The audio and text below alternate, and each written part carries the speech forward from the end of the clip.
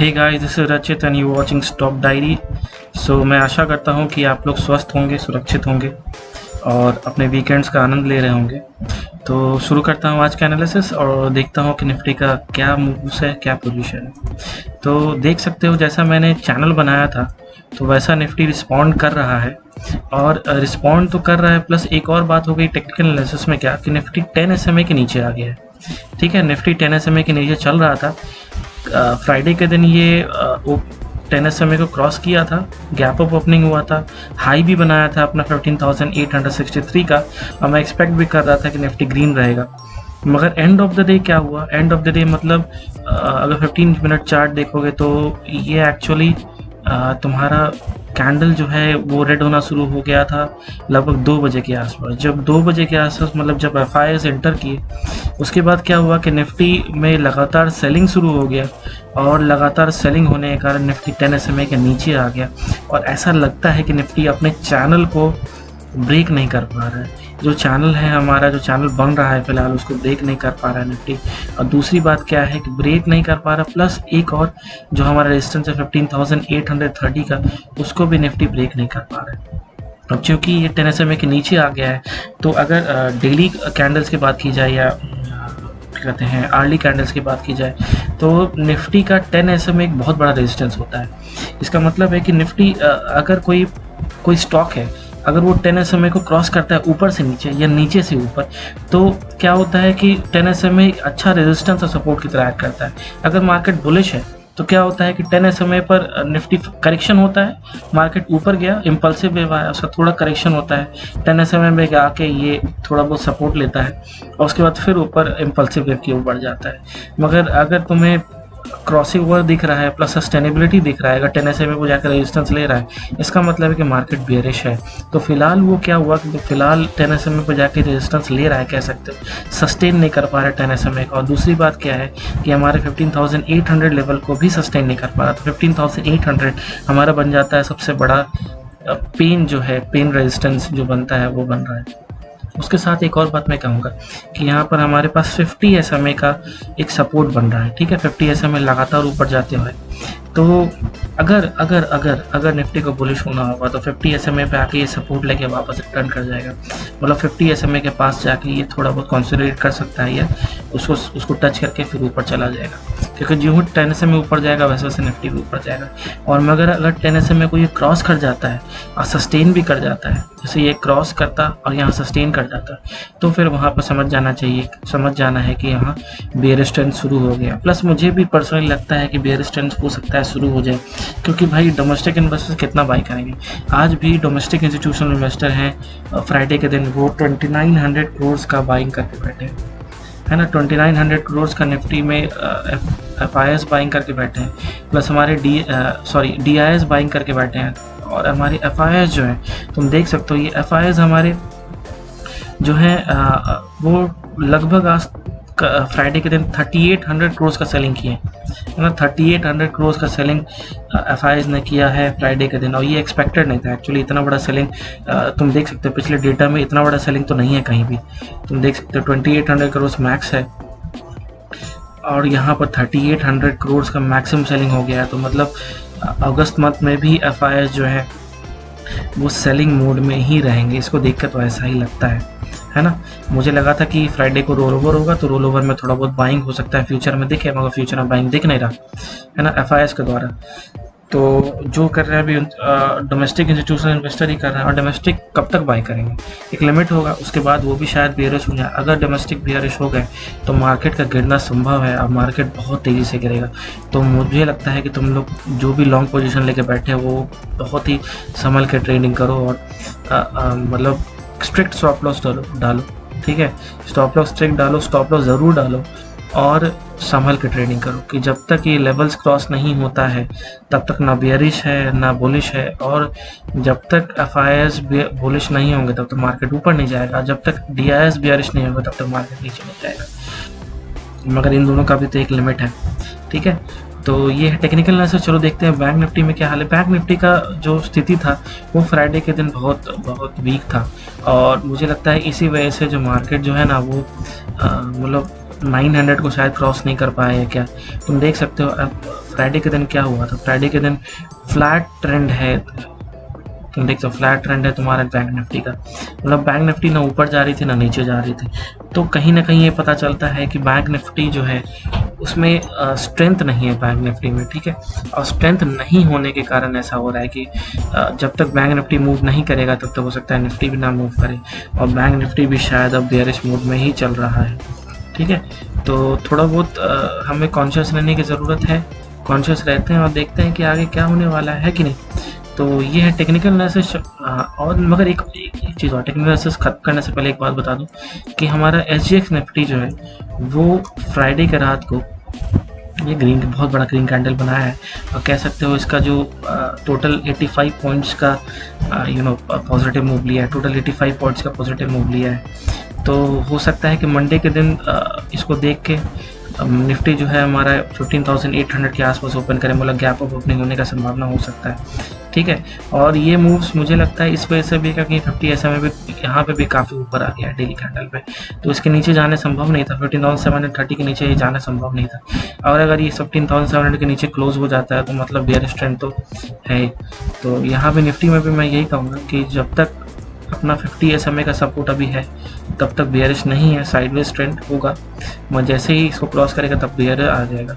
और जब तक ये चैनल और ये 15,800 को क्रॉस नहीं करता है, सस्टेन नहीं करता है, तब तक मुझे लगता है कि अभी बेयर मतलब तब तक बुलिश नहीं आएगा। बुल क्या, बुल तो 900 के ऊपर ही आएगा, मगर हाँ फिलहाल अभी बुल आने की संभावना नहीं है। तो अगस्त का है, मंडे से देखते हैं कि अगस्त में क्या होने वाला है। FIS तो लग रहा है कि बेयरिश मूड में है। तो शुरू करते हैं आज का एनालिसिस और देखते हैं कि वर्ल्ड मार्केट में क्या हो रहा है।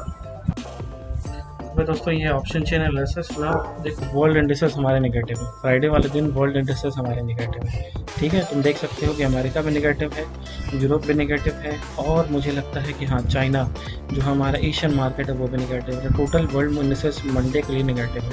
तो ठीक है, हमारा बेयरिश साइड एक और पल रहा हमारा भारी हो जाता है, क्योंकि वर्ल्ड इंडिसेस फ्राइडे को नेगेटिव है, तो इसका असर मंडे को पड़ सकता है, ठीक है। और मगर एक और बात है, जब अपने लोग वर्ल्ड इंडिसेस को देख रहे हैं तो वर्ल्ड इंडिसेस देखो, हमारा जो FTSE है वो जो है वो 7,000 को क्रॉस किया था, 7,000 को क्रॉस कर गया है, ठीक है। नेस्डैक भी हमारा कल के दिन अच्छा खासा पॉजिटिव, डॉ जोन्स पे पॉजिटिव था। तो फ्राइडे को हो सकता है नेगेटिव जो हो रहा है, और फ्राइडे को थोड़ा बहुत प्रॉफिट बुकिंग चल रहा है क्योंकि मंथ एंड भी चल रहा था, तो उस वजह से भी हो सकता है कि वर्ल्ड इंडिसेस थोड़ा बहुत नेगेटिव बन रहा हो। तो ये भी थोड़ा बहुत असर है ना, मगर ज़रूर से ज़रूर फ्राइडे को नेगेटिव है तो उसका असर पड़ेगा, मगर मंडे को क्या रिस्पांस होता है उसके हिसाब से ही आज फर्दर मार्केट मूवमेंट के बारे में पता चलेगा। फिलहाल टेक्निकल एनालिसिस में हमारे पास 50 SMA का सपोर्ट है, जो कि है 15,694 पे, मतलब कह सकते हो 15,700 पर जो हमारा सपोर्ट है, 50 SMA का जो सपोर्ट है, इसी कारण से ऑप्शन चैनल एनालिसिस 15,700 के नीचे देख सकते हो कितने सारे नेगेटिव कॉन्ट्रैक्ट्स हैं। तो ये जो नेगेटिव कॉन्ट्रैक्ट्स हैं वो मुझे लगता है कि सिर्फ और सिर्फ जो हो रहा है वो हमारी 50 SMA के वजह से हो रहा है, ठीक है। 50 SMA को जैसे ये क्रॉस करेगा तो यहाँ हो सकता है ये वैल्यूज पॉजिटिव होना शुरू हो जाए, ठीक है। दूसरी बात, अब चलते हैं अपनी फाइनल एनालिसिस की, जो है हमारा डेटा एनालिसिस। डेटा एनालिसिस में तुम देखोगे जो FIS है हमारे, तो FIS ने डाइवर्जेंस को फिर बढ़ा दिया, सेलिंग उन्होंने फिर बढ़ा दिया है भाई। सेलिंग उन्होंने बढ़ाया 3,800 करोड़ का, 3,800 करोड़ काफ़ी ज़्यादा बड़ा सेलिंग है। और अपने पिछले मेरे पास जो डेटा है उसके हिसाब से तो सबसे ज़्यादा नेगेटिव है।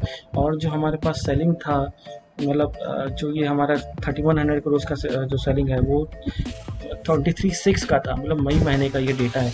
मई के बाद सबसे बड़ा सेलिंग अभी ही हुआ है, जून जुलाई, मतलब लगभग 2 महीने के बाद हुआ है, ठीक है। और ये तुम देख सकते हो कि कहाँ जाके गिरा है, सबसे नीचे जाके गिर गया है यहाँ पे।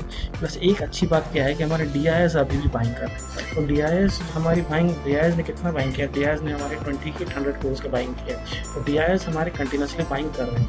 मगर DIS जैसे नेगेटिव हो जाएंगे वैसे ही मार्केट गिरेगा, तो निश्चित मानो DIS हमारे बेयरिश हो गए तो मार्केट गिरेगा। और DIS कब बेयरिश होंगे, अगर मान लो इंडिया में कोविड के केसेस बढ़ते हैं तो ये समझ के चलो कि हो सकता है कि मार्केट करेक्शन लेगा और बहुत बड़ा करेक्शन लेगा, ठीक है। मतलब अगर चार्ट एनालिसिस करोगे FIS डेटा का, तो FIS डेटा का चार्ट एनालिसिस तुम देख सकते हो। यहाँ पर ये जो वैल्यूज है तुम्हारे पास, ये जो वैल्यूज तुम देख पा है ना। ये वैल्यूज़ मान देखो सभी वैल्यूज़ थोड़े बहुत नेगेटिव है ना, सभी वैल्यूज़ थोड़े बहुत नेगेटिव हुए हैं। और कौन कौन से वैल्यूज़ थोड़े बहुत नेगेटिव हुए हैं, तो तुम देख सकते हो कि फ्यूचर ऑब्जेक्ट फ्यूचर एफ जो है वो भी अपने पोजिशन को थोड़ा बहुत नीचे किए हैं, है ना। सेलिंग यहाँ पर शुरू हुआ है और मतलब बाई को नीचे की है और सेल को शॉर्टिंग को बढ़ा दिए। ऑप्शन में भी कॉल ऑप्शन को घटाया गया है और क्या कहते हैं पुट ऑप्शन को बढ़ाया गया है, ठीक है। सभी में ऐसा कुछ दिख रहा है, मगर मुझे ऐसा लगता है कि क्योंकि मंथ चेंज हुआ है, ठीक है, रोल ओवर हुआ है, तो रोल ओवर होने के कारण ये जो हमारे सर्टन स्पाइक मिला उसके बाद जो सर्टन फॉर्म मिला है ये बस उसी कारण से था। मंडे का हो सकता है डेटा कुछ और हो। तो अगर हम लोग पिछले 2 दिन का डेटा को नेगलेक्ट, थर्सडे और फ्राइडे का डेटा को नेगलेक्ट करते हैं तो क्या लगता ये है कि हमारे पास जो कॉल का ऑप्शन है वो खरीदा गया है। देख सकते हैं कॉल का ऑप्शन खरीदा गया है, यहाँ से यहाँ डेटा आएगा, है ना। अगर मैं लाइन खींच देता हूँ तो तुम्हें ज़्यादा पता चलेगा, है ना। ये देखो ये इस टाइप का डेटा होगा, ये इस टाइप का डेटा होगा। और जो हमारे पास पुट का डेटा है तो पुट कैसा है, तो पुट यहाँ हमारे पास फ्लैट है, देख पा रहे हो, पुट हमारे पास फ्लैट है और कॉल में बढ़ोतरी हुआ है। इसका मतलब है कि कॉल ऑप्शन में थोड़ा बहुत खरीदारी हुआ है अगर 2 दिन का डेटा कनेक्टेड कर दें तो, ठीक है।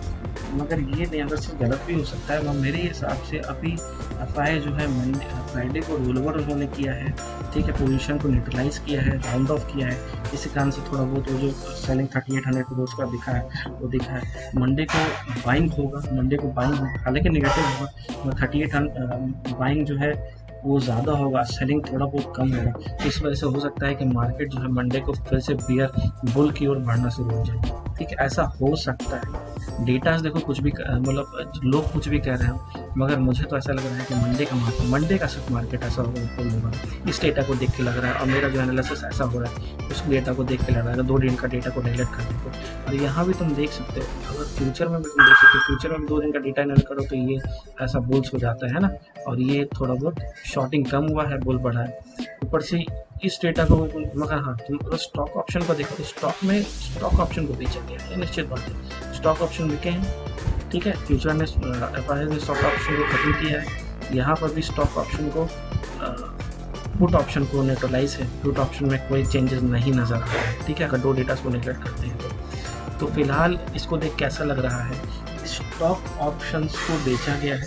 स्टॉक में एफआई बियरिश है, स्टॉक्स में एफआई बियरिश है, मगर ऑप्शन इंडेक्स में एफआई अभी बुलिश है, ठीक है। इस डेटा को देख के ऐसा लगता है, ये मेरा एनालिसिस, ठीक है। देखो अगर तुम कोई कॉल्स लेते हो तो अपने फाइनेंशियल एडवाइजर से कंसल्ट करो तो ज़्यादा अच्छा है। मगर अगर मेरा एनालिसिस को मानते हो तो मेरा एनालिसिस में फिलहाल अभी मुझे लग रहा है कि मार्केट 15,700 क्रॉस नहीं कर पाएगा, ठीक है। मुझे ऐसा लगता है कि मार्केट 15,700 को क्रॉस नहीं कर पाएगा और मार्केट जो है 50 SMA का सपोर्ट लेगा और फिर मार्केट ऊपर जाके 15,850 पे जाके क्लोज होगा। मुझे ऐसा लगता है मंडे का मार्केट 15,850 तक तो है, ठीक है।